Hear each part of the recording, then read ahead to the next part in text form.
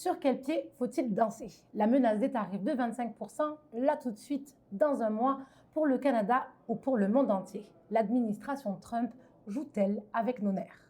Any steel coming into the United States is going to have a 25% tariff. L'incertitude qui plane sur le secteur de l'acier et de l'aluminium est bien réelle. D'ailleurs, plusieurs entreprises ont refusé nos demandes d'entrevue tant l'incertitude est présente. On nous a dit il y a quelques jours, vous avez 30 jours de plus. On nous dit aujourd'hui, c'est plus le cas pour ceux qui sont dans l'industrie de l'aluminium ou de l'acier ou qui y sont associés. C'est vraiment pas des bonnes nouvelles. Et on fait un peu un pas en avant, deux pas en arrière et de côté. Donc, c'est une espèce de valse-hésitation présentement. Et d'un point de vue d'affaires, c'est pas bon parce qu'on veut s'assurer de pouvoir avoir de la prévisibilité quand on est un entrepreneur. C'est simplement du bullying. C'était sa façon de faire des affaires avec sa compagnie. Moi, je le vois vraiment comme un roi qui veut simplement exercer son pouvoir. Fait que je ne sais pas si, en fait, il veut jouer vraiment avec nous parce qu'il fait la même chose avec tout le monde. Donc, à un moment donné, ça va s'imploser peut-être. Il est fou. Ben, ça ne tient pas. C'est pas la réalité. Ouais. Le libre-échange, c'est pas tout le monde, ça.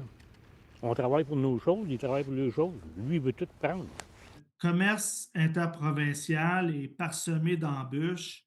C'est pas normal que pour une entreprise québécoise, c'est souvent plus facile d'échanger avec les Américains que ça l'est d'échanger avec nos voisins ontariens. Les entrepreneurs canadiens veulent commercer avec le monde et si ça devient trop difficile de commercer avec les Américains, bien, trouvons d'autres nations qui vont bien vouloir commercer avec nous et il y en a plusieurs. Les premiers exportateurs d'aluminium à destination des États-Unis sont d'abord le Canada, suivi de la Chine, du Mexique, des Émirats arabes unis et de l'Inde. Le Québec y exporte d'ailleurs 2,9 millions de tonnes d'aluminium et l'impact va se sentir. D'ailleurs, Madame White, comment vont se protéger les entreprises québécoises? Ce qu'on a remarqué depuis le mois de décembre passé, là, il y a eu 2-3 types là, de comportements initiaux.